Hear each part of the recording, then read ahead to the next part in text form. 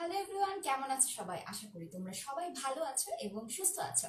আজকের লাইভ ক্লাসটিতে আমরা আলোচনা করব হচ্ছে বায়োলজি সেকেন্ড পেপারের প্রথম যে অধ্যায়টি আছে সেই অধ্যায়টি নিয়ে। অধ্যায়টি হচ্ছে প্রাণীর বিভিন্নতা ও শ্রেণীবিন্যাস।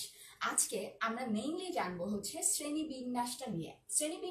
শ্রেণীবিন্যাস হচ্ছে প্রাণীগুলোর বিভিন্ন বৈশিষ্ট্যের উপর ভিত্তি করে প্রাণী জগৎকে কয়েকটা ভাগে ভাগ করে ফেলা হয়েছে। এটাতে লাভ কি? লাভটা হচ্ছে তুমি যখন একটা পর্ব সম্পর্কে জানবে, একটা শ্রেণী সম্পর্কে জানবে, তখন দেখা যাবে তুমি খুব সহজেই ওই পর্বে অবস্থিত অন্যান্য প্রাণীর কিছু সাধারণ বৈশিষ্ট্য নিজে নিজেই বুঝতে পারবে।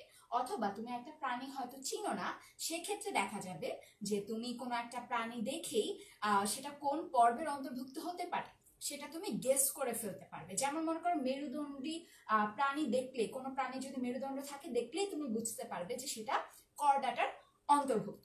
তো আজকে ক্লাসটির শুরুতে একদম প্রথমে কয়েকটা জিনিস নিয়ে কথা বলবো, যেমন হচ্ছে সিলোম। সিলোম জিনিসটা কি? সিলোম জিনিসটা হচ্ছে মেইনলি আমাদের বডির ভেতরে যে স্তরগুলা থাকে, একটোডার্ম, মেসোডার্ম এবং এন্ডোডার্ম। এই যে মেসোডার্ম আর এন্ডোডার্ম, তাদের মাঝখানে একটা গহ্বর থাকে। এই গহ্বরটার চারপাশে পর্দা আছে কি নেই তার উপর ভিত্তি করে সিলোমটাকে 3 ভাগে ভাগ করা যায়। এই সিলোম থেকেই সবচেয়ে বেশি পরিমাণে প্রশ্ন এসে থাকে। এই চ্যাপ্টারের মধ্যে সবচেয়ে ইম্পর্টেন্ট পার্ট হচ্ছে এই সিলোম। এটা থেকে 2 মার্কসের কোশ্চেন এসে থাকে। তো তোমরা যারা লাইভ ক্লাসটি দেখছো তারা আমাকে কমেন্টে জানিয়ে দিতে পারো তোমরা কে কোথা থেকে দেখছো, এবং এই চ্যাপ্টার নিয়ে কোনো কোশ্চেন যদি থেকে থাকে সেই কোশ্চেনটিও আমাকে কমেন্টে জানিয়ে দিতে পারো। আচ্ছা, আমি দেখছি অনেকে অলরেডি জয়েন করেছো, যেমন ইফতা বিনতে মিম, পেয়ারুন নাহার, তারপর আবু শাহেদ হিরক, তারপর সানজিদা ইসলাম রিমা, শাহরাজ আদন, তারপর এহসানুল কবির সাজিদ, অনেকেই রয়েছে। আচ্ছা, এরপরে আসি হচ্ছে এই যে সিলোম নিয়ে বলছিলাম, এই সিলোমের মধ্যে যে গহ্বরটা আছে সেই গহ্বরের চারপাশের মধ্যে একটা পর্দা থাকছে। জিনিসটা কিরকম? আমি যদি একটা প্রকৃত সিলোম বিশিষ্ট প্রাণীকে কেটে ফেলি তাহলে তার দেহের ভেতরের গহ্বরটাকে আমি দেখবো হচ্ছে এই ধরনের।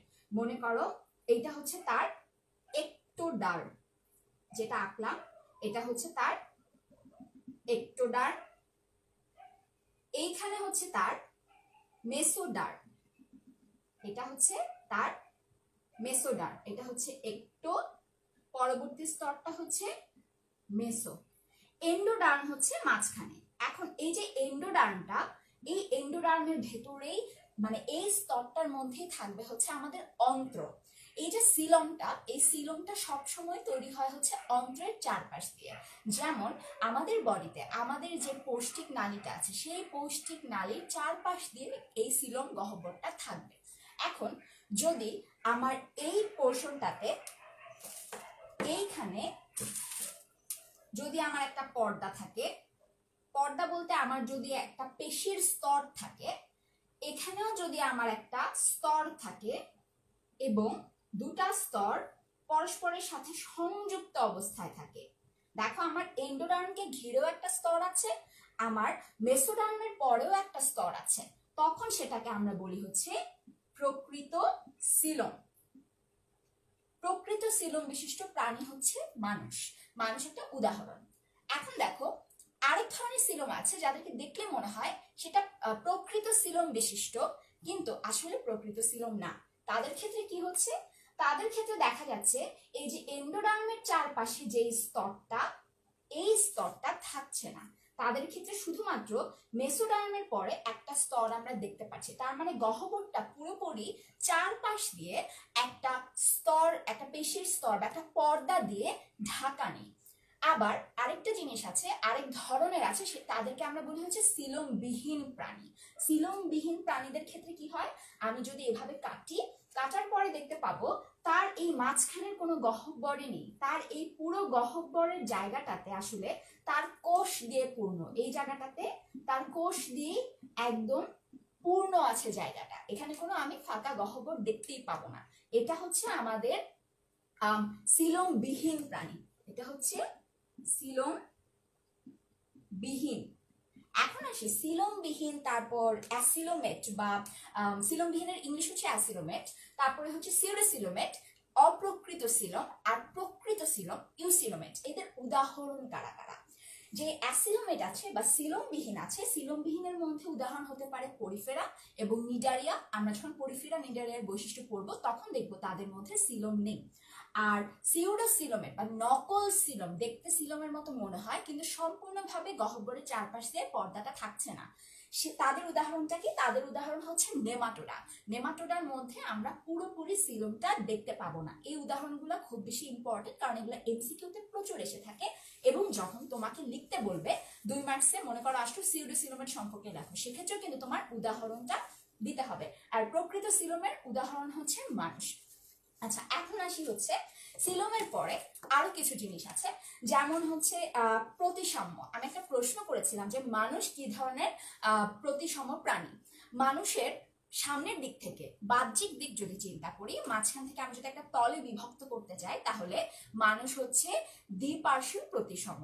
এক পাশে আমার একটা হাত একটা পা থাকবে, আরেক পাশে আমার একটা হাত একটা পা একটা চোখ একটা কান থাকবে, তার মানে আমার দুইটা খণ্ড দেখতে একে অপরের মতো হবে। আচ্ছা, এটা গেল হচ্ছে প্রতিসাম্য জিনিসটা। এখন প্রতিসাম্য যদি বলে যে প্রতিসাম্য জিনিসটা কি, তাহলে আমরা কিভাবে ব্যাখ্যা করব? ব্যাখ্যা করব এইভাবে যে কোনো প্রাণীকে যদি কোনো তল বরাবর আমরা ভাগ করতে যাই, তাহলে আমরা কয়টি তল বরাবর ভাগ করলে একই রকম সদৃশ বা দেখতে একই রকম অংশ আমরা পাবো, সেটা হচ্ছে আমাদের প্রতিসাম্যতা। আচ্ছা, প্রতিসাম্যতা কি কি রকম হতে পারে? যেমন অরীয় প্রতিসাম্য হতে পারে, গোলীয় প্রতিসাম্য হতে পারে, পঞ্চ অরীয় হতে পারে। অরীয় প্রতিসাম্যটা কি?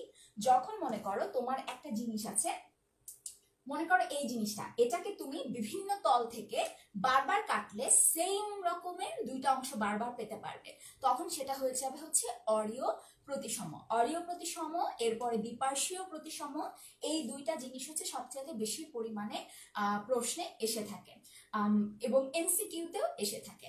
তারপর আছে হচ্ছে খণ্ডকায়ন। খণ্ডকায়ন জিনিসটা কি? কিছু কিছু প্রাণীর দেহের বডির মধ্যে ছোট ছোট খণ্ড থাকে, সেই খণ্ড সব প্রাণীতে আবার থাকে না, কিছু প্রাণীতে থাকে। আবার যে প্রাণীতে খণ্ড থাকে দেখা যায় যে খণ্ডগুলো দেখতে একই রকম অথবা আকার ভিন্ন। যেমন হচ্ছে মনে করো ঝিনুক, ঝিনুকের বডির মধ্যে কোনো খণ্ড নেই, কিন্তু তুমি যদি ঘাসফড়িংয়ের কথা চিন্তা করো তার কিন্তু বডিতে খণ্ড আছে। তুমি যদি প্রজাপতির কথা চিন্তা করো তার বডিতে কিন্তু খণ্ড রয়েছে। তার মানে হচ্ছে বডিটাকে খণ্ডে ভাগ করা যাচ্ছে কিনা, ছোট ছোট খণ্ড করা যাচ্ছে কিনা, সেই জিনিসটার উপর ভিত্তি করেও প্রাণীদেরকে কিন্তু শ্রেণীবিন্যাস করা যায়। কিন্তু আমাদের সবচাইতে বেশি গুরুত্ব দিয়ে পড়তে হবে কি? বিভিন্ন ফাইলাম বা পর্বের বৈশিষ্ট্যগুলো, কারণ সেগুলো হচ্ছে অনেকগুলো প্রাণী নিয়ে, হাজার হাজার প্রাণী নিয়ে একটি পর্ব গঠিত।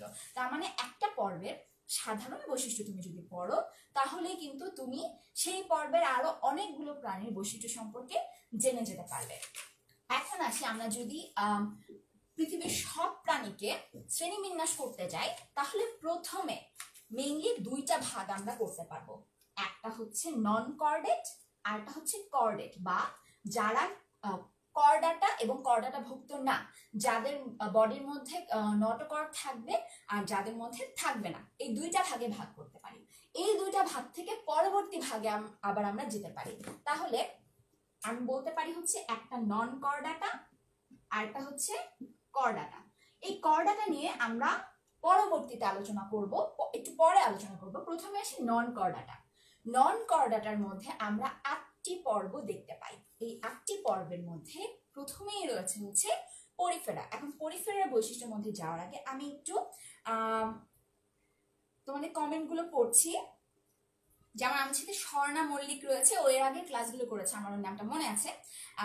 জয় হাসান রয়েছে, তারপর জান্নাতুল ফিরদৌস সোনালী রয়েছে, আব্দুল্লাহ আল রিয়াদ রয়েছে, তারপর শাবাব রিফাত রয়েছে, তারপর মিনাল আশরাফি ইফতি রয়েছে, তারপর আতিফা চৌধুরী মিম রয়েছে, তারপর মুন্সিগঞ্জ থেকে রয়েছে অসমাপ্ত কাব্য, চট্টগ্রাম থেকে রয়েছে শহীদা খান, এরপর আয়েশা আক্তার রয়েছে, ও এর আগের ক্লাসগুলো করেছিল, এরপর জাহাঙ্গীর আলম রয়েছে, রিমি সরকার প্রমি রয়েছে, আবু বকর, তারপর এহসানুল কবির সাজিদ রয়েছে, এরপরে মাইনুল হাসান আবির রয়েছে, অপু হালদার রয়েছে। অনেকেই মাত্র জয়েন করছো, তো তোমরা যারা জয়েন করছো আমাকে কমেন্ট সেকশনে জানিয়ে দিতে পারো তোমাদের কোনো প্রশ্ন থাকলে। আচ্ছা, এখন আসি হচ্ছে নন কর্ডাটার মধ্যে আমাদের যে 8টি পর্ব আছে সেই 8টি পর্বের প্রথম পর্বতে। প্রথম পর্বটা কি, সেটা হচ্ছে পরিফেরা। পরিফেরা নিয়ে যখন আমরা পড়বো তখন আমরা সব সময় একটা স্পঞ্জকে মনে রাখবো। পরিফেরার প্রাণীদেরকে মেইনলি স্পঞ্জ বলা হয়, কারণ তাদের গঠনটা স্পঞ্জের মতো। স্পঞ্জের গায়ে যেমন অসংখ্য ছিদ্র থাকে, ঠিক একইভাবে পরিফেরার গায়ের মধ্যে অসংখ্য ছিদ্র থাকে। এই জন্য এটাকে ছিদ্রাল প্রাণীও বলা হয়। যখনই কোনো একটা পর্বের বৈশিষ্ট্য আমরা মনে রাখতে যাব, একটা উদাহরণ দিয়ে মনে রাখবো। যেমন যদি পরিফেরার বৈশিষ্ট্য মনে রাখতে যাই, স্পঞ্জের কথা মনে রাখবো।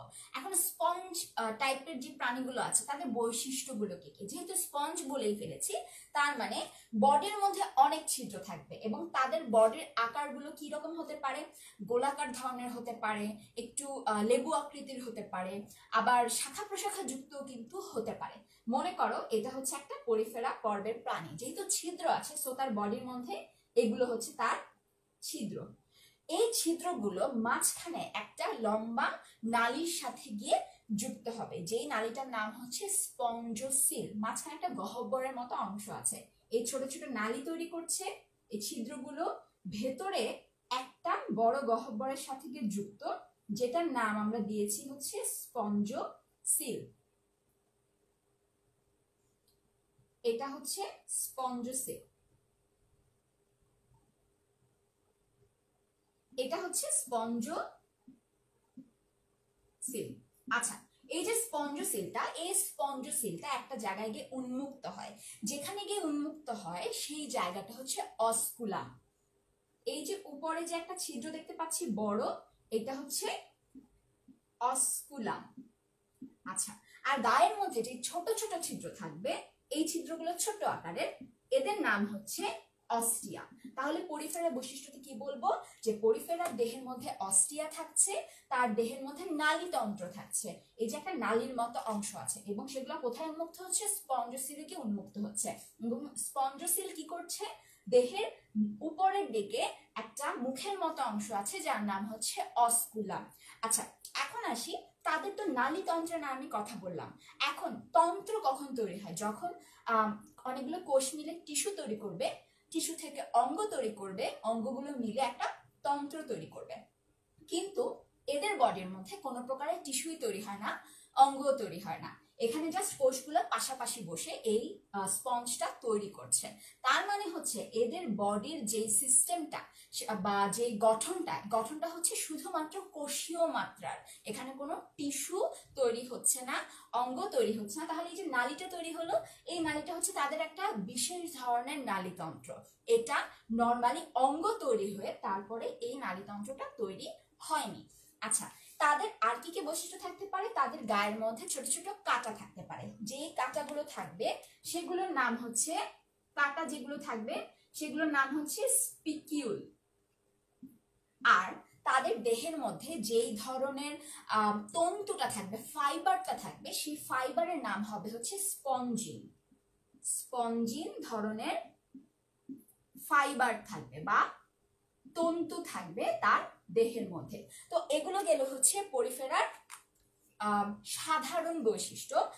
সাধারণত পরিফেরার যতগুলো প্রাণী রয়েছে সে সবগুলোর মধ্যে এই ধরনের সাধারণ বৈশিষ্ট্যগুলো আমরা দেখতে পাই।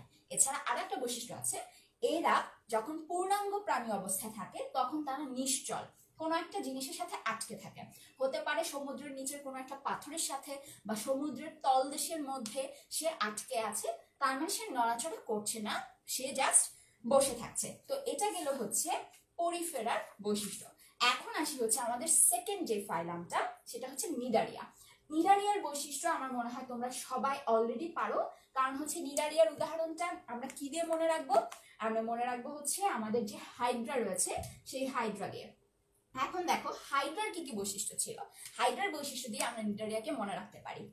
হাইড্রার বৈশিষ্ট্যের মধ্যে আমরা যদি মনে করি হাইড্রার বৈশিষ্ট্যটা, আচ্ছা হাইড্রার মধ্যে প্রথমেই আমরা যে জিনিসটা পড়েছিলাম যে হাইড্রা একটি দ্বিস্তরী প্রাণী। এখন দ্বিস্তরী হলেও তার মধ্যে একটা বিশেষ ধরনের স্তর থাকে, দুইটা স্তরের মাঝে, সেটা কি থাকে, মেসোগ্লিয়া। তার মানে হচ্ছে তারা ডিপ্লোব্লাস্টিক বলতে পারি, এবং তার সাথে তাদের মেসোগ্লিয়া থাকে, মেসোডার্মের জায়গায় থাকবে হচ্ছে মেসোগ্লিয়া। তাহলে এটা বলবো হচ্ছে দ্বিস্তরী, এবং আরেকটা ওয়ার্ড কি পেলাম, মেসোগ্লিয়া। আরো একটা জিনিস আমরা পড়েছিলাম, যেমন হচ্ছে নিডোসাইট আর নেমাটোসিস্ট, সেই জিনিসগুলো কিন্তু এখানে থাকবে।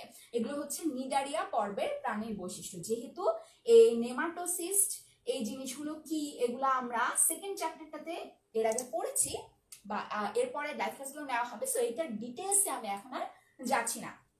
এখন আসি হচ্ছে এটার মধ্যে, এটার বডিতে যেই গহ্বরটা থাকবে সেই গহ্বরটার নাম কি। সেই গহ্বরটার নাম হচ্ছে, এখানে একটা গহ্বর থাকবে, এই গহ্বরটা, এটার নাম হচ্ছে সিলেন্টেরন। সিলেন্টেরন গহ্বর থাকবে এদের দেহের মধ্যে। আচ্ছা, এই গহ্বরটার মেইন কাজ কি? এই গহ্বরটার মেইন কাজ হচ্ছে তাদের দেহের মধ্যে দুই ধরনের খাদ্য পরিপাক হয়। একটা হয় হচ্ছে খাবার ভেতরে ঢুকলো বহিঃকোষীয়, এই বহিঃকোষীয় পরিপাকটা এই গহ্বরটার মধ্যে হবে। তারা পানি গ্রহণ করলে সেই পানিটা এই গহ্বরটার মধ্যে যাবে। তাদের মধ্যে আরেক ধরনের পরিপাক হয় যেটা হচ্ছে অন্তঃকোষীয়, সেটা হচ্ছে কোষের ভেতরে হবে। কোষের ভেতরে বাকি পরিপাকগুলো তাদের মেইনলি হয়ে থাকে। এদের একটা স্পেশাল বৈশিষ্ট্য আছে, সেটা হচ্ছে তাদের পলিপ এবং মেডুসা দশা আছে। পলিপ ও মেডুসা দশা। এখন পলিপ কি আর মেডুসা কি? পলিপ দশাটা হচ্ছে এই শেপের যেই দশাগুলো রয়েছে তারা হচ্ছে পলিপ দশা। আর মেডুসা দশা কোনটা? মেডুসা দশার আকারটা হচ্ছে জেলিফিশের মতো। আমরা যে জেলিফিশ দেখতে পাই সেই জেলিফিশের মতো শেপটা হচ্ছে মেডুসা দশার। এবং পলিপ দশাটা হচ্ছে এক জায়গায় থেমে থাকে বা স্থবির বলা হয়। আর মেডুসা দশাকে বলা হয় হচ্ছে সচল দশা। তার মানে হচ্ছে আমরা কি কি বৈশিষ্ট্য পেলাম, তার দুইটা দশার নাম সম্পর্কে জানলাম, নেমাটোসিস্ট সম্পর্কে জানলাম। নেমাটোসিস্ট গুলো থাকে হচ্ছে তার এই যে কোর্সিকা, এই কোর্সিকার মধ্যে, এবং নেমাটোসিস্ট দেশে খাবার ধরতে পারবে, আত্মরক্ষা করতে পারবে, কেউ যদি তাকে আক্রমণ করে তাকে সে অ্যাটাক করতে পারবে। এই কাজগুলো সে নেমাটোসিস্টের সাহায্যে এই কোর্সিকার মধ্যে বসে সে করতে পারছে। তো এগুলো ছিল হচ্ছে আমাদের নিডারিয়ার মেইন বৈশিষ্ট্য। এখন নিডারিয়ার পরে, নিডারিয়া যখনই বলবো তখন আমরা হাইড্রা মনে করবো, এবং হাইড্রার বৈশিষ্ট্যগুলো চোখ বন্ধ করে লিখে দিলেই কিন্তু আমাদের অ্যান্সারটা সঠিক হয়ে যাচ্ছে। আচ্ছা, নিডারিয়ার পরে কি আছে? নিডারিয়ার পরে আছে হচ্ছে প্লাটিহেলমিনথেস। প্লাটিহেলমিনথেসকে আমরা বলছি হচ্ছে চ্যাপ্টা কৃমি। চ্যাপ্টা যেহেতু এসেছে নামটা, তার মানে হচ্ছে তার বডিটা কি হবে, চাপা হবে।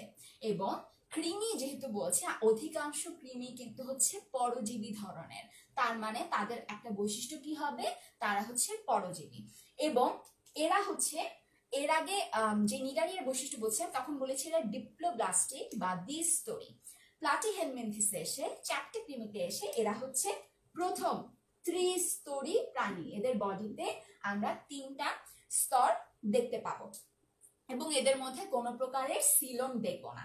যদি আমরা এটাকে কেটে ফেলি তাহলে দেখতে পাবো মাঝখানে তার পৌষ্টিকতন্ত্র, এখানে হচ্ছে তার অন্ত্র, এবং এখানে হচ্ছে তার একটোডার্ম, তারপর মেসোডার্ম, তারপর এখানে থাকবে তার এন্ডোডার্ম। মাঝখানে কোনো গহ্বর থাকবে না। সো এটা হচ্ছে সিলোম বিহীন প্রাণী। তাহলে কি লিখবো এখানে? সিলোম বিহীন। আচ্ছা, তাদের আরো একটা বৈশিষ্ট্য আছে, তারা হচ্ছে উভলিঙ্গ। তার মানে একই দেহের মধ্যে স্ত্রী এবং পুরুষ দুইটা বৈশিষ্ট্যই তাদের মধ্যে থাকছে। এবং তাদের উভলিঙ্গ একই যেহেতু দেহের মধ্যে আছে, সো তাদের যে নিষেকটা হবে, নিষেকটা হবে হচ্ছে অভ্যন্তরীণ, মানে দেহের বডির ভেতরের মধ্যে হয়ে যাবে। পানির সাহায্য লাগবে, মানে পানিতে বের হয়ে নিষেকটা হবে না, এই ধরনের ঘটনাটা ঘটবে না। আর কি কি বৈশিষ্ট্য আছে? এটা একটা স্পেশাল বৈশিষ্ট্য যেটা এমসিকিউতে সবচাইতে বেশি আসে, সেটা হচ্ছে শিখা কোষ। তাদের যে রেচনাঙ্গ সেটাকে বলা হয় হচ্ছে শিখা কোষ। এখন রেচনাঙ্গের শিখা কোষ মানে কি? রেচনাঙ্গের যে অংশটা, সেই অংশটা যদি দেখতে হয় এরকম, তার ভেতরে যেই স্ট্রাকচারটা থাকবে তার গঠনটা হবে এরকম, দেখে মনে হবে হচ্ছে শিখা জ্বলছে, একটা শিখা, আগুনের শিখার মতো মনে হয় এই জিনিসটা। এটাই হচ্ছে শিখা কোষ। এবং সবচেয়ে বেশি এমসিকিউতে এই জিনিসটা এসে থাকে যে শিখার কোষ কোন পর্বের প্রাণীতে আমরা দেখতে পাই। অ্যান্সার হবে হচ্ছে প্লাটিহেলমিনথেস বা চ্যাপ্টা ক্রিমি, এই জিনিসগুলোর মধ্যে আমরা দেখতে পাচ্ছি। এবং এই জিনিসটা পরজীবী ধরনের হবে, ম্যাক্সিমাম সময় এটা অন্তঃপরজীবী হবে, প্রাণীর বডির ভেতরে থাকবে, অন্য একটা প্রাণীর বডির ভেতরে থাকবে। আর তাদের যে মেইন বডিটা বাইরের দিকে, বডিটা হবে হচ্ছে কিউটিকল নির্মিত এবং সেখানে সিলিয়া থাকবে, ছোট ছোট চুলের মতো অংশ। মনে করো এইটা হচ্ছে একটা ক্রিমির সাইড থেকে যদি আমি দেখি, এর বডির মধ্যে আমি দেখতে পাবো এরকম ছোট ছোট চুলের মতো অংশ গায়ের মধ্যে থাকবে। কেন? এই জিনিসগুলোর সাহায্যে সে চলাচল করতে পারবে ইজিলি। তো এটা হচ্ছে প্লাটিহেলমিনথেসের আরো একটা বৈশিষ্ট্য। তারপরে তাদের মধ্যে চোষক থাকবে এবং হুক থাকবে। এখন চোষকটা কি আর হুকটা কি? হুক হচ্ছে সাধারণত সামনের দিকে থাকে। মনে করো এটা হচ্ছে তাদের মুখ, এই জায়গাটায় হুক থাকতে পারে। আর চোষক যদি হয়, চোষক গুলা তার বডির এই জায়গায় থাকতে পারে, এই দিকে থাকতে পারে, এইসব সাইড দিয়ে তার চোষক থাকতে পারে। হুকের সাহায্যে সে অন্য প্রাণীর অন্ত্রের মধ্যে আটকে থাকতে পারে, চোষক দিয়েও আটকে থাকতে পারে এবং খাবার গ্রহণ করতে পারে। তো এইগুলো হচ্ছে, যেহেতু সে পরজীবী, এই জন্য তার এই ধরনের বৈশিষ্ট্যটা থাকা প্রয়োজন। আচ্ছা, তো আমরা এতক্ষণ হচ্ছে চ্যাপ্টা ক্রিমি বা প্লাটিহেলমিনথেসের বৈশিষ্ট্য সম্পর্কে জানলাম। এখন আসি হচ্ছে প্লাটিহেলমিনথেসের পরের যে পর্বটা আছে সেই পর্বটা হচ্ছে নেমাটোডা। নেমাটোডার মধ্যে আমরা যেটা দেখব সেটা হচ্ছে নেমাটোডায় অঙ্গ আছে এবং তন্ত্র আছে। নেমাটোডার মধ্যে অঙ্গ, আচ্ছা ফার্স্টে লিখি হচ্ছে এটা নেমাটোডা, আর নেমাটোডার বৈশিষ্ট্যের মধ্যে আছে হচ্ছে অঙ্গ এবং তন্ত্র। এই দুইটা জিনিসই তার বডির মধ্যে আমি দেখতে পাবো। নেমাটোডাকে আমরা মনে রাখবো হচ্ছে এটা গোল কৃমি। এটাও একটা অন্তঃপরজীবী, কোনো একটা প্রাণীর দেহের মধ্যে থাকতে পারে, মানুষের দেহের মধ্যে থাকতে পারে। এবং গোল কৃমি যে বলছি, তার কিন্তু আকারটা, দেহটা হবে হচ্ছে এরকম লম্বাটে নলাকার এবং মুখ আর পিছনের যে অংশটা, দুইটা অংশ হবে হচ্ছে চাপা চিকন, আর মাঝখানটা হবে মোটা। এবং তাকে যদি আমি এভাবে কেটে ফেলি তাহলে সেটাকে আমি একদম এরকম গোল হিসেবে দেখতে পাবো। এবং এখানে অপ্রকৃত সিলোম দেখা যায় বা সিউডোসিলোম দেখা যায়, সিউডোসিলোমেট বলা হয় জন্য। কেন? কারণ এদের একটোডার্মটা আছে, তারপরে আছে হচ্ছে মেসোডার্ম, এবং মেসোডার্মের পরে তাদের একটা প্রাচীর থাকে সিলোমের চারপাশ দিয়ে, এবং এন্ডোডার্মের চারপাশ দিয়ে আর নতুন করে প্রাচীরটা থাকে না। আমরা যেটা সিউডোসিলোমেটের বৈশিষ্ট্যের মধ্যে আগেই জেনে ফেলেছি, অপ্রকৃত সিলোম হলে কি ধরনের বৈশিষ্ট্য আমরা দেখতে পাই, যে এই স্তরটা শুধুমাত্র মেসোডার্মের সাথে আমরা দেখব, এন্ডোডার্মের সাথে দেখব না। এই জিনিসটা নেমাটোডার বৈশিষ্ট্যের মধ্যে আমরা পাচ্ছি, এবং এর উদাহরণ কি? গোলকৃমি। আচ্ছা, গোলকৃমির মধ্যে আরেকটা উদাহরণ হচ্ছে তাদের স্ত্রী এবং পুরুষ দুটো কৃমি আলাদা। এর আগে প্লাটিহেলমিনথেসে পড়েছি উভলিঙ্গ একই বডির মধ্যে থাকছে, কিন্তু ওদের একই বডিতে থাকছে না। তার মানে এদেরকে বলবো এরা হচ্ছে এক লিঙ্গ প্রাণী। আচ্ছা, তাদের যে বডিটা, এই বডিটার মধ্যে কিউটিন থাকবে এবং কিউটিকল থাকবে এবং থাকবে হচ্ছে ইলাস্টিন। এখন ইলাস্টিন কেন থাকছে? ইলাস্টিন থাকছে হচ্ছে এদের বডির স্থিতিস্থাপকতা বাড়ানোর জন্য। মনে করো কোনো একটা পশুকের অন্ত্রের দেহের মধ্যে সে ঝুলে আছে, সে যদি ঝুলে থাকে, দেখা গেল সে এরকম পেঁচিয়ে গেল এবং পরবর্তীতে সে তার আগের অবস্থায় ফিরে যেতে পারবে, বা কোনো কারণে সে যদি টান খায় তার বডিটা একটু স্ট্রেচ হতে পারবে, তারপরে আবার আগের অবস্থায় ফেরত আসতে পারবে। তার মানে তার স্থিতিস্থাপকতা বেশি, সে সহজে ছিঁড়ে যাচ্ছে না তার বডিটা। তো এটা হচ্ছে তাদের একটা বৈশিষ্ট্য, তাদের পুরো দেহটা এরকম, দেহের যে প্রাচীরটা এরকম ইলাস্টিন দিয়ে তৈরি। আর তাদের যে পৌষ্টিক নল আছে, সেই পৌষ্টিক নলটা হচ্ছে মুখ থেকে শুরু করে একদম পায়ু পর্যন্ত সোজা একটা নলের মতো। এই জন্য যখনই আমাদের সৃজনশীল আসে বা এমসিকিউ আসে, খুব কমন একটা কথা আসে যে নলের ভেতরে নল,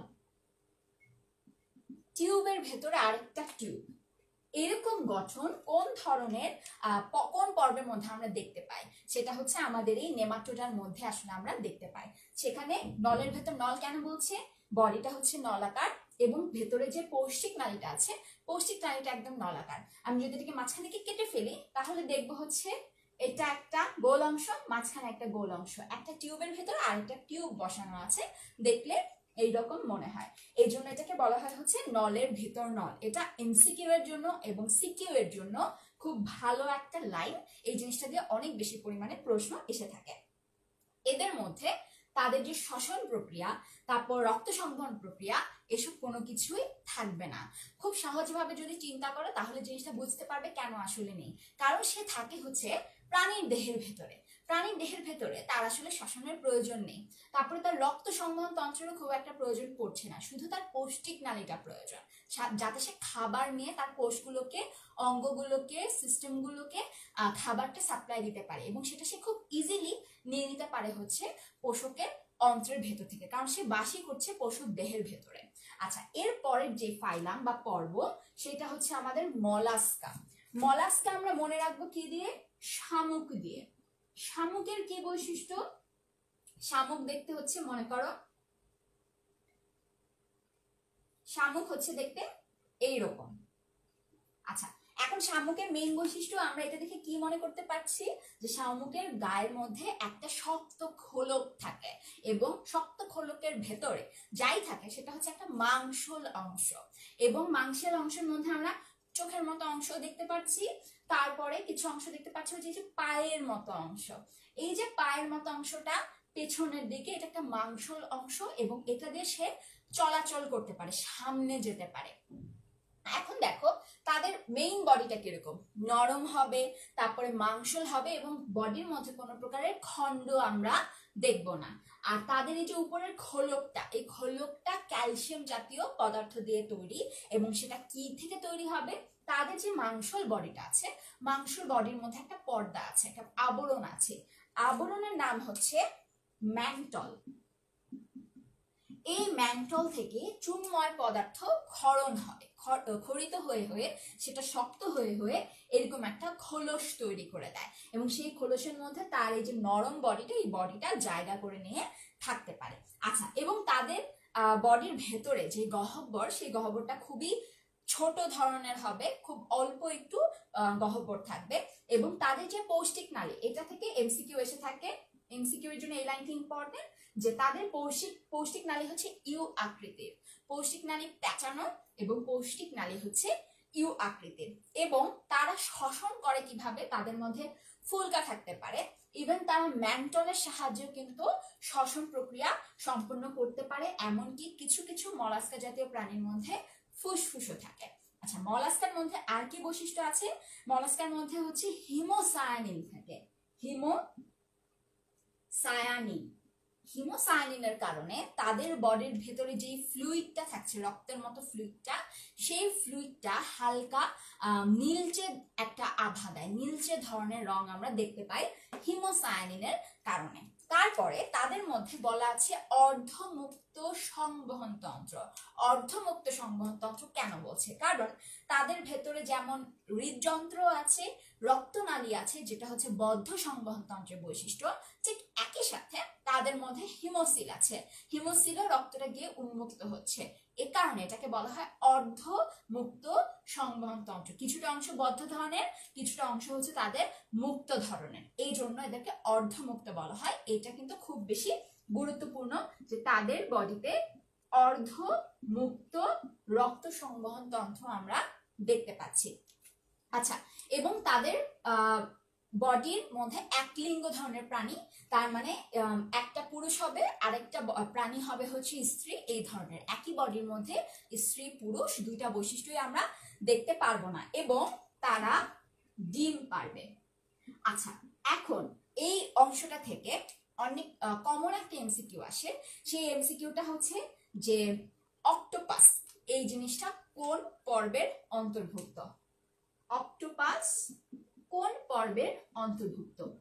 অক্টোপাসও কিন্তু এই মলাস্কার অন্তর্ভুক্ত। অনেক সময় আমরা কনফিউজ হয়ে যাই যে অক্টোপাসের বডিতে তো এত শক্ত একটা খোলক আমরা দেখছি না, তাহলে অক্টোপাসটা কি ধরনের হবে?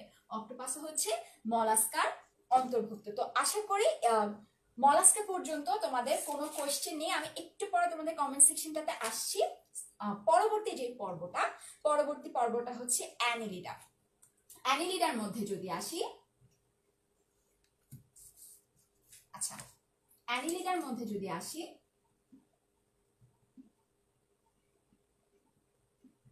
অ্যানিলিডদের বৈশিষ্ট্যটা কি এখন আমরা সেটা দেখবো। অ্যানিলিডার জিনিসটা হচ্ছে আমরা যে কেঁচো দেখতে পাই, সেই কেঁচো হচ্ছে অ্যানিলিডার মধ্যে অন্তর্ভুক্ত। এখন দেখো এই যে কেঁচো, সেই কেঁচোটা আমি একটু কমেন্ট সেকশনে যাই।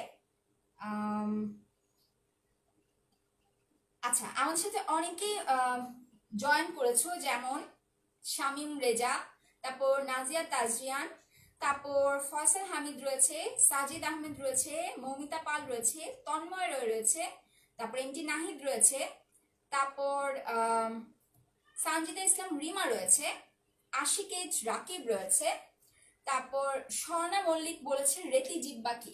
আচ্ছা রেতি জিব্বা জিনিসটা হচ্ছে এই যে মলাস্কা পর্বের প্রাণী যখন পড়াচ্ছিলাম, মলাস্কা পর্বের প্রাণীর মধ্যে তাদের যে জিভের অংশটা, মনে করো এটা হচ্ছে প্রাণীর মুখ, মুখের ভেতরে তার জিভের মতো যে অংশটা, এই জিভের চারপাশ দিয়ে করাতের মতো ছোট ছোট দাঁতের মতো অংশ থাকে।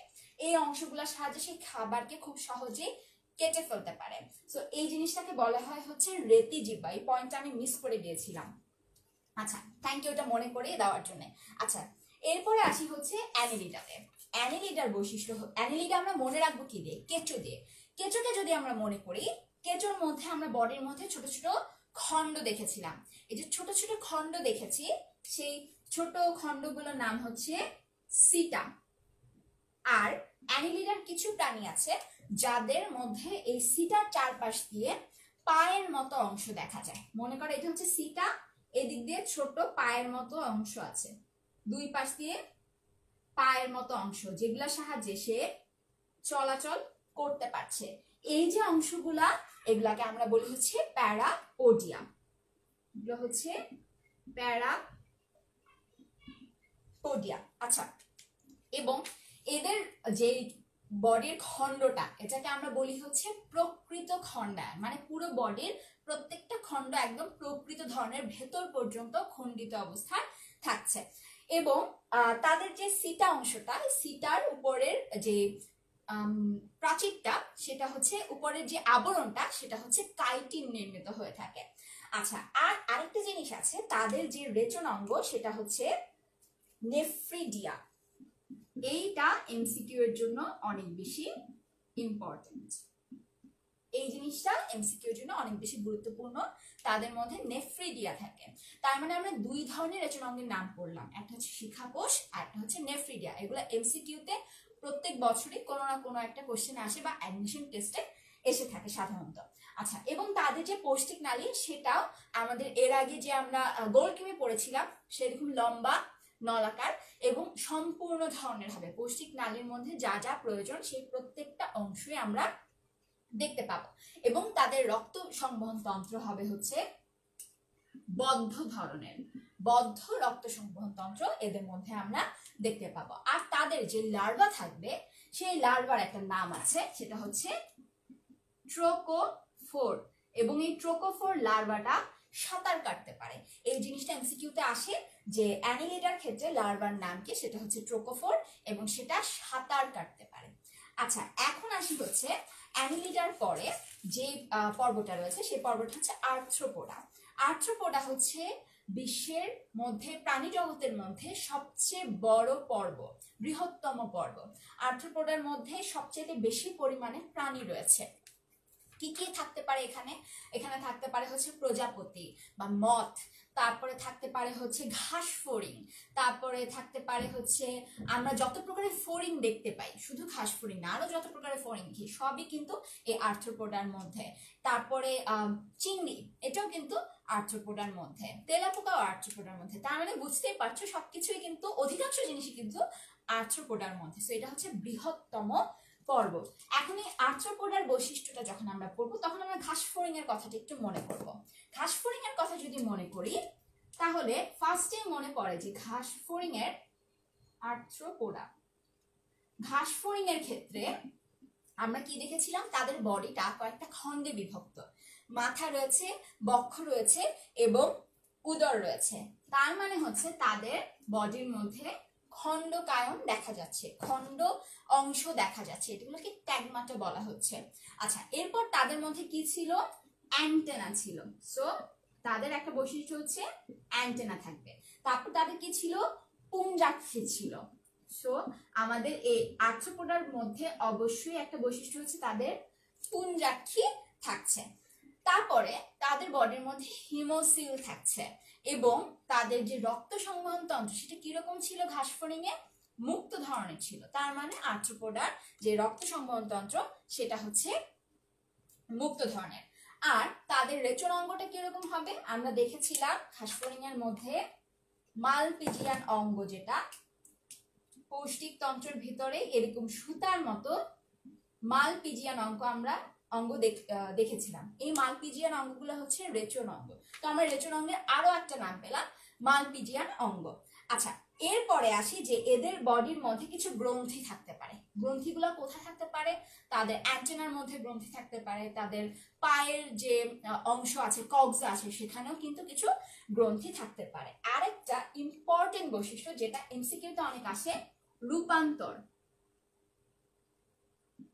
এটা প্রশ্ন আসতে পারে যে রূপান্তর কোন ধরনের পর্বের মধ্যে দেখা যায়। এখন রূপান্তরটা কি ছিল, আমরা দেখেছিলাম যে ঘাসফড়িং এর মধ্যে আমরা বলেছিলাম যে এখানে অসম্পূর্ণ রূপান্তর হচ্ছে, জাস্ট খোলসটা মোচন হয়ে ছোট একটা নিউজ থেকে বড় ঘাসফড়িং এ পরিণত হচ্ছে। এখানে আমরা প্রজাপতির মতো দেখতে পাইনি যে ছোট একটা ক্যাটারপিলার থেকে একটা প্রজাপতি হয়ে গেল, এরকম জিনিসটা আমরা দেখতে পাইনি। এখন প্রজাপতিও হচ্ছে আর্থ্রোপোডার একটা বৈশিষ্ট্য। তার মানে রূপান্তরের বৈশিষ্ট্যটা আর্থ্রোপোডার সকল ধরনের প্রাণীর মধ্যে আছে। তাদের জীবন দশার মধ্যে তারা খোলস মোচন করবে, খোলস মোচন করে হয় তারা ছোট থেকে বড় হবে অথবা তাদের আকার আকৃতি তারা সবকিছুই চেঞ্জ করে ফেলতে পারবে। এই জিনিসটা হচ্ছে আর্থ্রোপোডার একটা বিশেষ বৈশিষ্ট্য। আচ্ছা, এরপরে আসি হচ্ছে একাইনোডার্মাটাতে। একাইনোডার্মাটাকে আমরা মনে রাখবো কি দিয়ে, স্টারফিশ দিয়ে।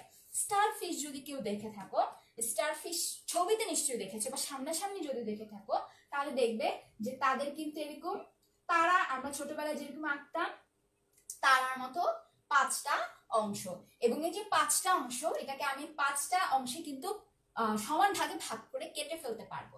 এই জন্য এটাকে বলে হচ্ছে পঞ্চ অরীয় প্রতিসম। এবং তাদের বডির ঠিক মাঝখান দিয়ে একটা দাগের মতো অংশ কিন্তু দেখা যায়, এই জিনিসটাকে বলে হচ্ছে অ্যাম্বুল্যাক্রাল খাদ। আচ্ছা, এবং তাদের একটা বৈশিষ্ট্য কি, এদের বডির মধ্যে পায়ের মতো অংশ আছে।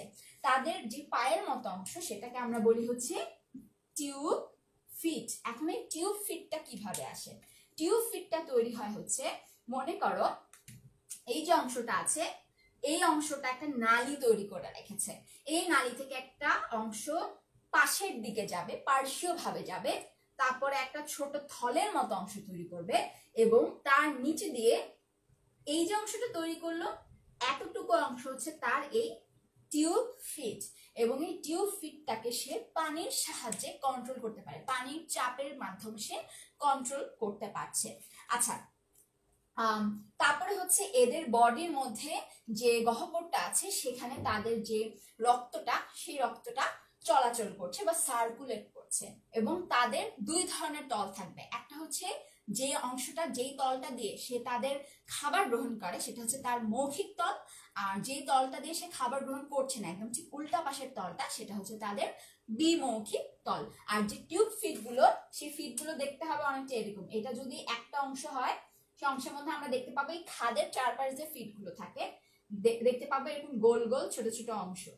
এই অংশগুলো নড়াচড়া করতে পারে এবং এদের সাহায্যে একাইনোডার্মাটার অন্তর্ভুক্ত এই যে স্টারফিশ যেগুলো আছে বা তারা বলে থাকি, আমরা তারা মাছ বলে থাকি, এই জিনিসগুলো চলাচল করতে পারে। এবং প্রত্যেকটা পর্বের মধ্যে, এই যে 8টা পর্ব সম্পর্কে বললাম, এই 8টা পর্বের মধ্যে সবগুলো পর্বের অ্যাটলিস্ট 2টা করে নাম আমাদের পড়তে হবে, যাতে করে যদি রিটেনে কখনো আসে জিনিসটা আমরা উদাহরণ সহ বলতে পারি। আচ্ছা, একজন বলেছে, আয়েশা সিদ্দিকা বলেছে যে সব সায়েন্টিফিক নাম কি পড়তে হবে না, সব সায়েন্টিফিক নাম পড়ার দরকার নেই। খুব কমন যে সকল নাম আছে, যেমন মনে করো সাধারণ স্টার ফিশের নামটা পড়তে পারো, এবং সেই সাথে খুব বেশি পরিমাণে এমসিকিউতে আসে যে কোশ্চেনটা সেটা সেই নামটা পড়তে পারো, অথবা যেটা তোমার সহজ মনে হয় সেটা পড়তে পারো। একটা হচ্ছে সাধারণ একটা উদাহরণ পড়বে, আর একটা হচ্ছে তোমার কাছে যেটা সহজ মনে হয় সেখান থেকে একটা সিলেক্ট করে পড়বে। এই দুইটাই তুমি পড়বে, কারণ বেশি পরিমাণে সায়েন্টিফিক নেম পড়ে আসলে মনে রাখা একটু কষ্টকর, এবং অনেক সময় দেখা যেতে পারে সায়েন্টিফিক নেম পড়তে পড়তে আসল বৈশিষ্ট্য সম্পর্কে পড়ার টাইম পাচ্ছ না। আচ্ছা, এখন আসি হচ্ছে করডাটার মধ্যে, আমাদের 8টা ফাইলাম শেষ, এখন হচ্ছে করডাটা। করডাটার মধ্যে করডাটার মেইন বৈশিষ্ট্যটা কি সেটা আমাদের বুঝতে হবে। যে কিছু প্রাণী আছে যে সকল প্রাণীর বডিতে নটোকর্ড থাকে, এই নটোকর্ডটা তাদের ভ্রূণ দশায় থাকতে পারে, অথবা আজীবন তাদের মৃত্যুর আগ পর্যন্ত থাকতে পারে, অথবা তারা যখন বড় হয়ে যাচ্ছে তখন তাদের বডিতে মেরুদণ্ড তৈরি হতে পারে। এই সকল ধরনের প্রাণীকে আমরা বলি হচ্ছে করডাটা ধরনের, করডাটার অন্তর্ভুক্ত। এখন এই যে নটোকর্ড জিনিসটা কি? নটোকর্ডটা হচ্ছে আমাদের পিঠের দিকে যে অঞ্চলটা, পৃষ্ঠীয় অঞ্চল বা ডরসাল অংশ যেটাকে আমরা বলি, এই অঞ্চলের মধ্যে একটা দণ্ডের মতো নিরেট, ফাঁপা ধরনের হবে না, দণ্ডাকার নিরেট একটা লম্বা অংশ, নলাকার জিনিস থাকবে, এবং এই জিনিসটা হবে স্থিতিস্থাপক। তার মানে এটা বেন্ড করা যাবে, আবার একটা সোজা হয়ে যেতে পারবে। এই জিনিসটাকে আমরা বলছি নটোকর্ড। এই নটোকর্ডটা হচ্ছে পরবর্তীতে উন্নত করডাটা, যারা যেমন আমরা মানুষ, উন্নত করডাটার ক্ষেত্রে এটা হয়ে যাবে হচ্ছে মেরুদণ্ড, আর অনুন্নত করডাটার ক্ষেত্রে এটা মেরুদণ্ডে পরিণত হবে না, সব সময় এটা এরকম একটা নিরেট দণ্ড আকারে থেকে যাবে, এটাই তার বৈশিষ্ট্য। আচ্ছা, এখন নটোকর্ডের সাথে করডাটাতে সাধারণভাবে আর কি থাকতে পারে? আর কি জিনিস থাকে সেটা হচ্ছে স্নায়ুরজ্জু। নটোকর্ডের ঠিক উপরে থাকে হচ্ছে একটা স্নায়ুরজ্জু। এই যে স্নায়ুরজ্জুটা, এটা হবে হচ্ছে ফাঁপা। উন্নত করডাটার ক্ষেত্রে আমাদের বডির মধ্যে কি আছে? ব্রেইন আছে, এবং কি সুষুম্না কাণ্ড আছে, স্পাইনাল কর্ড আছে। এই জিনিসটা হচ্ছে, এই যে ফাঁপা স্নায়ুরজ্জুটা উন্নত করডাটাতে সামনের দিকে ব্রেন তৈরি করবে, আর পেছনের দিকে স্পাইনাল কর্ড তৈরি করছে। এটা হচ্ছে এই স্নায়ুরজ্জুটার বৈশিষ্ট্য। আচ্ছা, আর কি থাকতে পারে? আর থাকতে পারে হচ্ছে গলবিলীয় ছিদ্র, মানে ফুলকার মতো ছিদ্র থাকতে পারে, ফুলকার মতো অংশ থাকতে পারে, গলার এখানে ছিদ্র থাকবে, সেটা দিয়ে সে হচ্ছে শ্বসনে তাকে হেল্প করবে, শ্বাস প্রশ্বাসে হেল্প করবে। এখন এই গলবিলীয় ছিদ্র ফুলকাতে পরিণত হতে পারে, অথবা এটা কিন্তু পরবর্তীতে নাও থাকতে পারে। যেমন আমাদের ক্ষেত্রে কি আছে? ফুসফুস আছে। আচ্ছা, এরপরে আরো একটা জিনিস আছে, এই গলবিলীয় ছিদ্রের কাছে যে জিনিসটা থাকবে সেটা হচ্ছে এন্ডোস্টাইল। এই যে এটা মনে করো গলবিলীয় ছিদ্র, তার ঠিক নিচে থাকছে এন্ডোস্টাইল। এখন দেখো, আমাদের গলবিলীয় ছিদ্র যদি এইখানে থাকে, এন্ডোস্টাইলটাও এই সাইডে, এইখানে আমাদের ট্রাকিয়া ছাড়া আর কি আছে? থাইরয়েড আছে। তার মানে এন্ডোস্টাইল, যেটা আমি নিচে এঁকেছি, এটা হচ্ছে এন্ডোস্টাইলটা পরবর্তীতে থাইরয়েডে পরিণত হতে পারে। আবার কি থাকতে পারে? এই করডাটা পর্বের প্রাণীদের লেজের মতো অংশ থাকতে পারে। লেজের মতো অংশ উন্নত করডাটার মধ্যে কিছু ক্ষেত্রে থাকবে, কিছু ক্ষেত্রে থাকবে না। যেমন মনে করো, মানুষের ক্ষেত্রে লেজের মতো অংশ ভ্রূণীয় দশার একটা পর্যায়ে আমরা দেখতে পাই, কিন্তু পরিণত অবস্থায় কিন্তু দেখতে পাচ্ছি না। কিন্তু লেজের মতো অংশ কিন্তু আমরা মাছের ক্ষেত্রে দেখতে পাচ্ছি। তার মানে হচ্ছে লেজ অংশটা কিছু কিছু ক্ষেত্রে বিলুপ্ত হয়ে যাচ্ছে, কিছু কিছু ক্ষেত্রে বিলুপ্ত হচ্ছে না। আচ্ছা, তো এগুলো হচ্ছে খুব সাধারণ বৈশিষ্ট্য করডাটার ক্ষেত্রে। তার মানে আমরা করডাটা সম্পর্কে বেশ কয়েকটা জিনিস জানলাম। আরো কিছু জিনিস আছে, যেমন এতক্ষণ যত প্রাণী পড়েছি সব প্রাণীর মধ্যে হয় মুক্ত সংবহনতন্ত্র ছিল, অথবা অর্ধমুক্ত ছিল, এরকম ছিল। কিন্তু করডাটার ক্ষেত্রে আমরা কি পাবো? বদ্ধ রক্ত সংবহনতন্ত্র পাবো। তাদের ক্ষেত্রে আমরা যেরকম একটা হার্ট পাবো, তারপরে রক্তনালী পাবো, এবং হার্ট আর রক্তনালী এই দুইটা অংশের ভেতর দিয়ে হচ্ছে তাদের রক্তটা চলাচল করতে থাকবে। আচ্ছা, এবং তাদের মধ্যে কি থাকবে? হিমোগ্লোবিন থাকবে, রক্তের কালারটা অলওয়েজ লাল রঙের হচ্ছে হিমোগ্লোবিন, অধিকাংশ ক্ষেত্রে হিমোগ্লোবিনটা থাকছে। আচ্ছা, আরেকটা জিনিস হচ্ছে পোর্টাল তন্ত্র থাকছে রক্ত সংবহন তন্ত্রে। পোর্টাল তন্ত্রটা কি? যখনই মনে করো তুমি একটা খাবার খাচ্ছ, খাবারটা পরিপাক হয়ে গেল, এখন পরিপাকের পর কি খাবারটা শোষণ হবে। এই যে শোষণ হচ্ছে, এই শোষণ করা খাবারটাকে এই শোষণ করা জিনিসটাকে নিয়ে রক্তটা পুরো বডিতে ঘুরতে থাকবে না, সে কি করবে, একটা জায়গায় খাবারটাকে স্টোর করার ট্রাই করবে। স্টোর করার জন্য কি করবে, মনে করো এটা হচ্ছে অন্ত্র, অন্ত্র থেকে রক্ত নিয়ে যাচ্ছে খাবারটাকে শোষণ করে নিয়ে যাচ্ছে। শোষণ করে নিয়ে যাওয়ার পর সে সরাসরি হার্টে যাবে না, সে যাবে কোথায়, সে যাবে হচ্ছে লিভারে। লিভারে গিয়ে সে খাবারটাকে জমা করবে, জমা করার পর রক্তটা চলে যাবে হচ্ছে হৃৎপিণ্ডে। নর্মাল ভাবে সে হৃৎপিণ্ডে যাবে, আবার সেখান থেকে সে ফুসফুসে যাবে, তারপর আবার সে হৃৎপিণ্ডে এসে তারপরে পুরো বডিতে ছড়িয়ে পড়বে। এইটা হচ্ছে সিস্টেম। এই যে আমার অন্ত্র থেকে রক্তটা সরাসরি হৃৎপিণ্ডে আসলো না, মাঝখানে যে লিভারে চলে গেল, এইটা হচ্ছে আমার পোর্টাল সংবহন তন্ত্র। তার মানে মাঝখানে আমি আরেকটা জায়গায় থামছে আমাদের রক্তটা, তার মানে এই জিনিসটাকে বলছে পোর্টাল। এটা অন্য কোনো পর্বের মধ্যে আমরা দেখতে পাই না। আচ্ছা, এছাড়া এখন আসি হচ্ছে আমাদের বডির আর কি কি স্ট্রাকচার থাকতে পারে। আমাদের থাকতে পারে হচ্ছে অগ্রপদের মতো অংশ থাকতে পারে, যেমন উন্নত কর্ডারের ক্ষেত্রে অগ্রপদ যেটা আছে সেটা হাতে পরিণত হচ্ছে, আমরা সোজা হয়ে আছি। আবার মনে করো অন্যান্য কিছু প্রাণী আছে যারা দেখা যাচ্ছে অগ্রপদের সাহায্যে তারা চলাচল করছে। এখন আসি কর্ডাটার মধ্যে অনেক প্রাণী আছে যেহেতু, সো কর্ডাটার বৈশিষ্ট্যগুলোকে ভাগ করতে গিয়ে দেখা গেছে যে এগুলোকে অনেকগুলো ভাগে ভাগ করা যাচ্ছে। তার মধ্যে প্রথমে আমরা সাব ফাইলামে ভাগ করেছি, ফাইলাম হচ্ছে কর্ডাটা, সেখান থেকে সাব ফাইলামে এসেছি। সাব ফাইলামের ক্ষেত্রে আমরা পেয়েছি হচ্ছে 3টা সাব ফাইলাম। একটা হচ্ছে ইউরো কর্ডাটা। ইউরো কর্ডাটার বৈশিষ্ট্যের মধ্যে আমরা যেটা মনে রাখবো যে তাদের যে নটোকর্ড সেটা হচ্ছে শুধুমাত্র লার্ভা দশার ক্ষেত্রে তাদের লেজের মধ্যে নটোকর্ডটা আমরা দেখতে পাই। এটা হচ্ছে ইউরোকর্ডাটার সবচেয়ে কমন বৈশিষ্ট্য। ইউরোকর্ডাটার মধ্যে 3টা ক্লাস আমরা দেখতে পাই। কি কি? একটা হচ্ছে অ্যাসিডিয়াসি, এক্ষেত্রে বানানটা একটু ভালোভাবে দেখে নিও। অ্যাসিডিয়াসি, অ্যাসিডিয়াসির বৈশিষ্ট্যটা হচ্ছে তাদের বডিটা নলাকার ধরনের হবে, একটু ফোলানো টাইপের হবে, এবং তাদের যে প্রাচীরগুলা সেগুলো হবে হচ্ছে পুরু এবং অর্ধ স্বচ্ছ। এই বৈশিষ্ট্যটা কেন লিখলাম? কারণ হচ্ছে পরবর্তীতে যে ক্লাসগুলো আমরা দেখবো তাদের সাথে তার এই বৈশিষ্ট্যটা মিলে না। আরেকটা ক্লাস আছে, সেকেন্ড ক্লাস যেটা, সেটা হচ্ছে থ্যালিয়েসি। থ্যালিয়েসি, থ্যালিয়েসির মধ্যে আমরা যে বৈশিষ্ট্যটা দেখি, তাদের যে দেহের আবরণটা সেটা হচ্ছে পাতলা এবং স্বচ্ছ।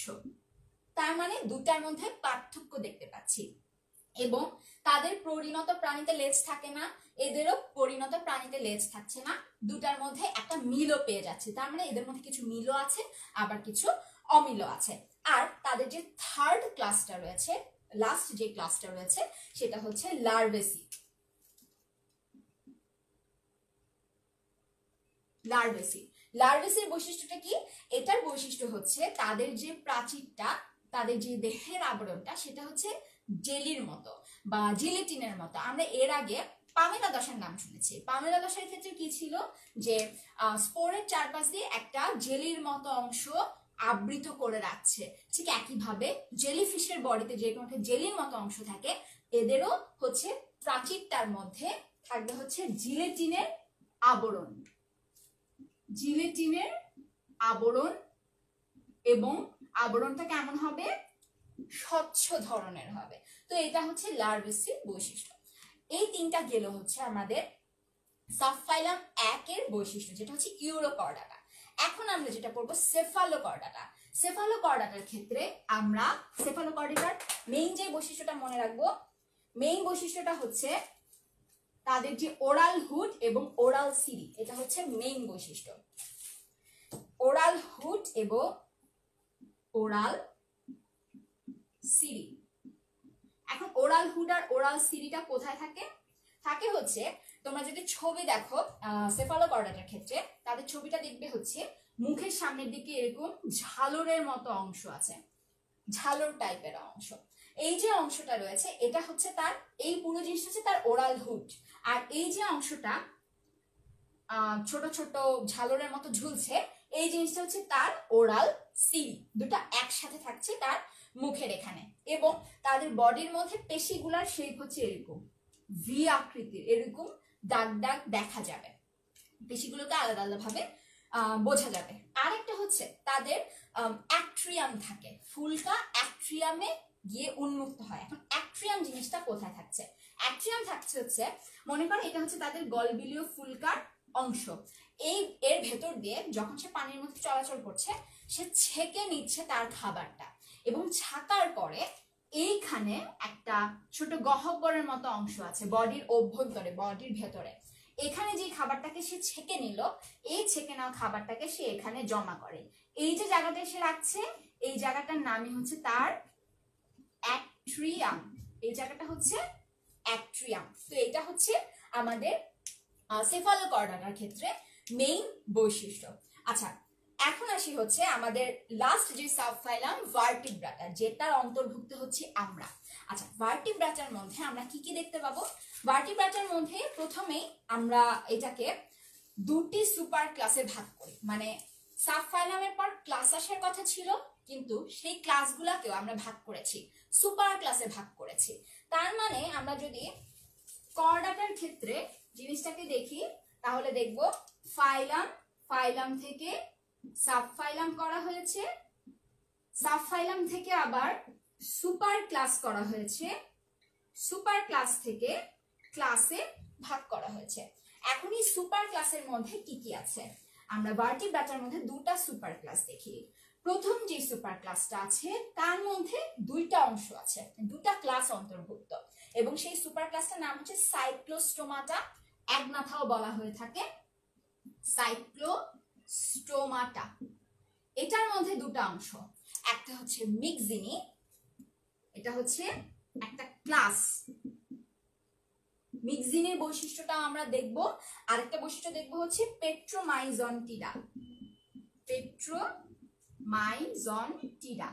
আচ্ছা, মিক্সিনিতে আসি। মিক্সিনি যেটা আছে সেগুলোকে আমরা বলি হচ্ছে হ্যাগ ফিশ। হ্যাগ ফিশ দেখতে হচ্ছে অনেকটা বাইং মাছের মতো।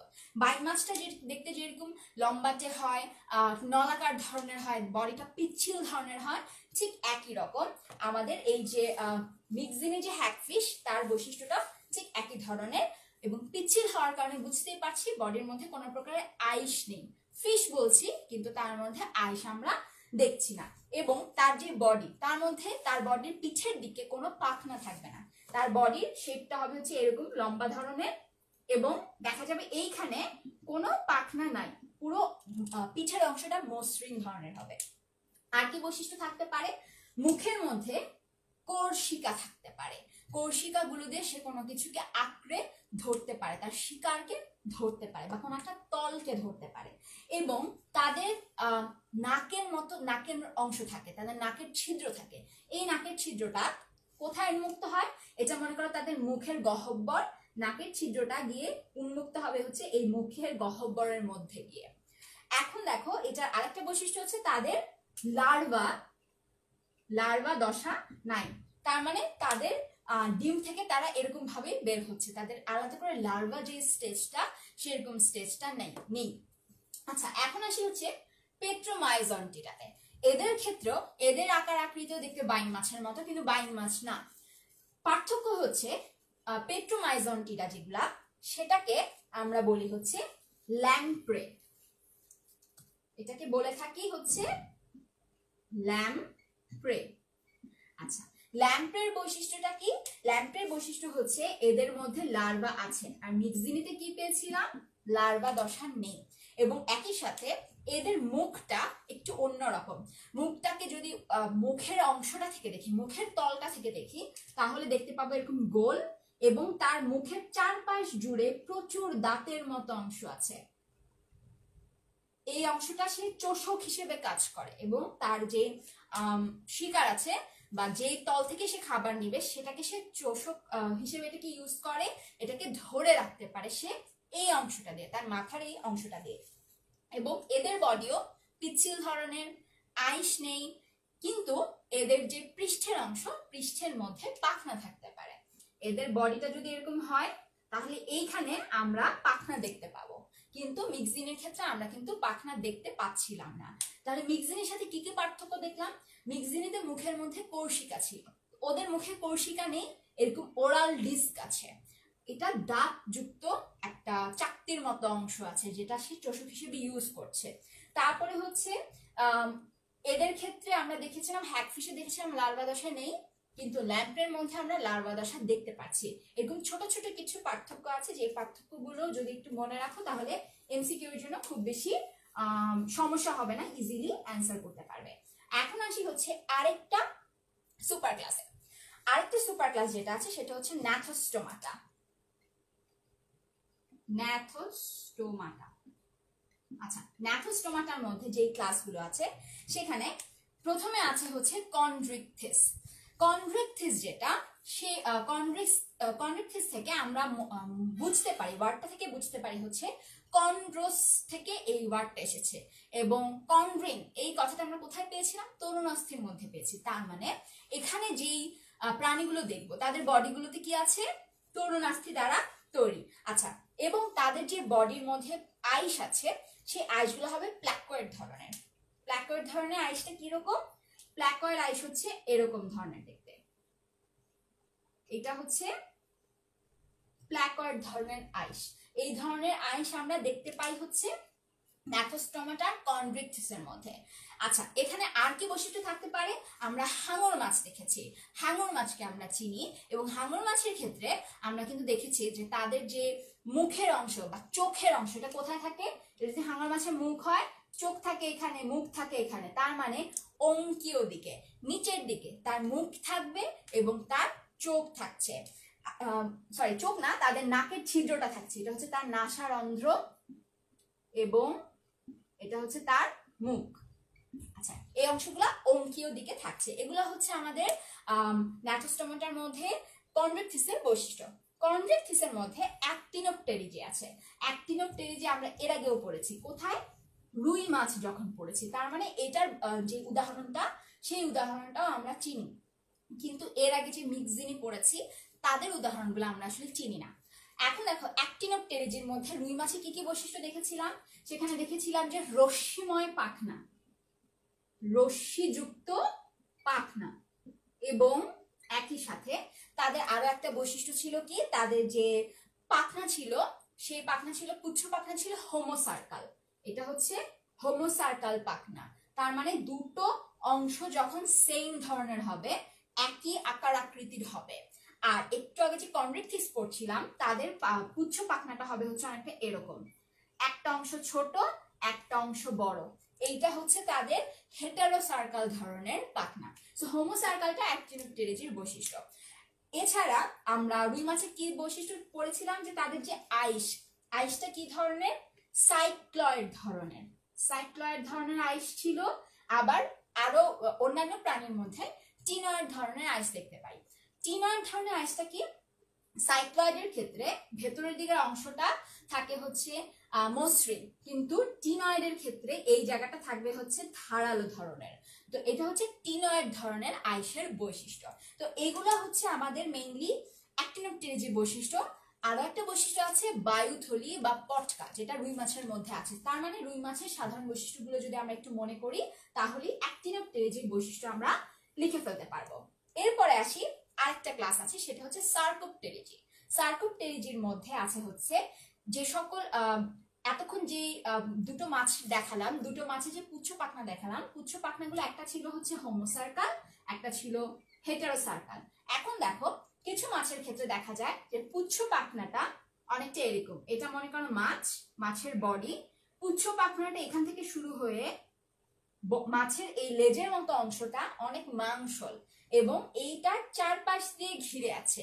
এই ধরনের লেজ থাকবে হচ্ছে সার্কোপটেরিজির ক্ষেত্রে। সার্কোপটেরিজির মধ্যে যে লেজটা আছে এটার নাম হচ্ছে ডাইফিসার্কাল, এবং তাদের যে আইসটা আছে সেটা হচ্ছে গ্যানয়েড ধরনের, এবং গ্যানয়েড আইসটা হচ্ছে অনেকটা এই শেপের, এই ধরনের হচ্ছে তাদের গ্যানয়েড আঁশ। তো এই দুটো হচ্ছে মেইন বৈশিষ্ট্য, এবং এদের ক্ষেত্রেও আমরা পটকা দেখতে পাবো। তার মানে অ্যাক্টিনোপটেরিজিতে পটকা দেখছি, সার্কোপটেরিজির মধ্যে আমরা পটকা দেখতে পাচ্ছি। আচ্ছা, এবং এদের মধ্যে আমরা মাছের যে কানকর বৈশিষ্ট্যটা, সে কানকো দিয়ে ঢেকে রাখে ফুলকাটাকে, সেই জিনিসটাও কিন্তু আমরা এক্ষেত্রে দেখতে পাই। এরপরে আরেকটা ক্লাস আছে, সেই ক্লাসটা হচ্ছে অ্যামফিবিয়া। অ্যামফিবিয়া কি? উভচর। উভচর প্রাণীগুলোর বৈশিষ্ট্য কি? তারা হচ্ছে সাধারণত স্থলভাগেও থাকতে পারে, জলভাগেও থাকতে পারে, কিন্তু যখন তারা ছোট থাকে তখন, বা যখন তারা লার্ভা দশায় থাকে, তখন তাদের পানির প্রয়োজন হয়। যেমন মনে করো হচ্ছে ব্যাঙ। ব্যাঙের বৈশিষ্ট্য আমরা অ্যামফিবিয়ার ক্ষেত্রে মনে রাখবো। ব্যাঙের বৈশিষ্ট্য কি? তাদের দেহটা সাধারণত মসৃণ ধরনের হয়। তারপরে তাদের যে দেহ সেটা হচ্ছে এক্টোথার্মিক, মানে পরিবেশের সাথে তাদের বডির টেম্পারেচার উঠানামা করে। পরিবেশের টেম্পারেচার যদি বাড়তে থাকে, তার বডির টেম্পারেচারটাকেও সে কিন্তু বাড়াতে থাকবে। এটা হচ্ছে এক্টোথার্মিক বৈশিষ্ট্য। তারপরে তাদের যে সামনের হাতের মতো অংশ বা অগ্রপদ যেটা, সেই অগ্রপদের মধ্যে 4টা আঙুলের মতো অংশ থাকবে, আর পিছনের যে পদ, পশ্চাৎপদ, সেটাতে থাকবে 5টা আঙুলের মতো অংশ।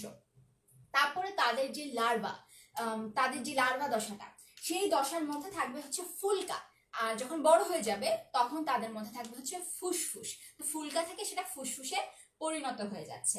এছাড়া তাদের যে হার্টের মধ্যে, ব্যাঙের হার্টে কয়টা প্রকোষ্ঠ আমরা জানি, যে ছোটবেলা থেকে আমরা পড়েছি ব্যাঙের হার্টের মধ্যে 3টা প্রকোষ্ঠ থাকছে, তার মানে তাদের হার্টে 3টা প্রকোষ্ঠ। এরপরে আছে হচ্ছে রেপটিলিয়া বা সরীসৃপ। সরীসৃপ দিয়ে আমরা কাকে মনে করতে পারি?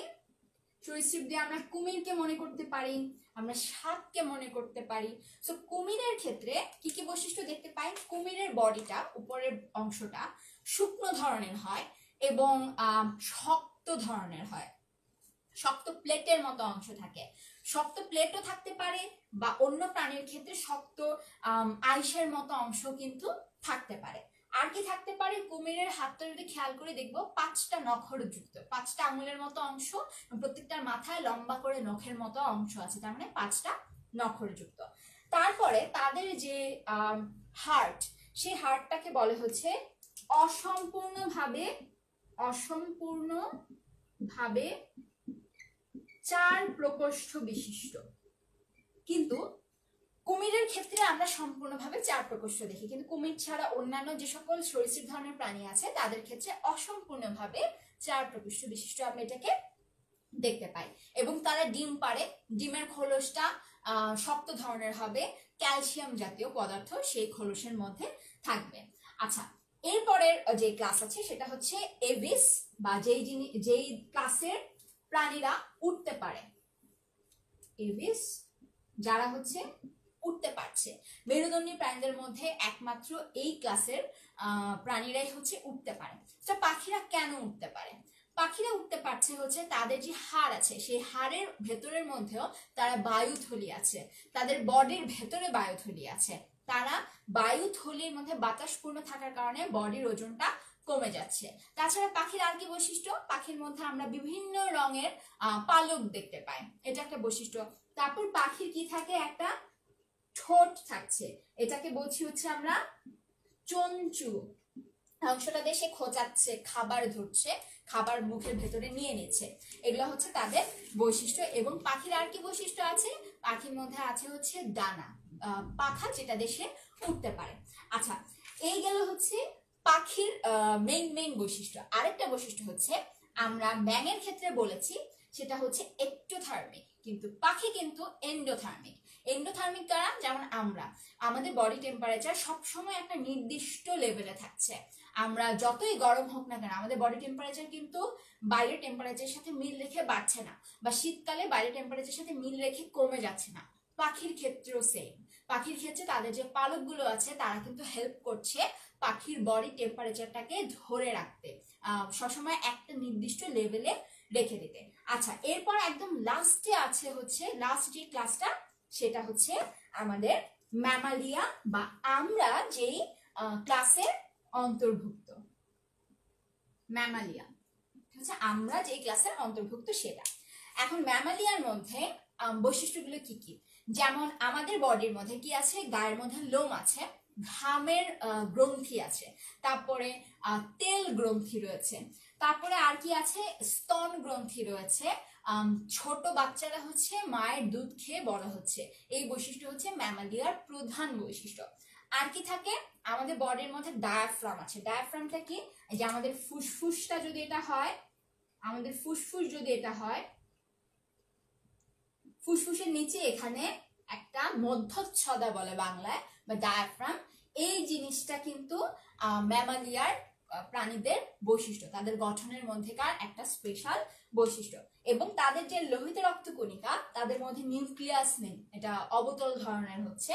তারপরে হচ্ছে হৃৎপিণ্ড 4টা প্রকোষ্ঠ থাকছে, এবং বডি কি ধরনের হবে, এন্ডোথার্মিক ধরনের হবে। বডি টেম্পারেচারটা চেঞ্জ হবে না, যেটা আগেই বলে ফেলেছি।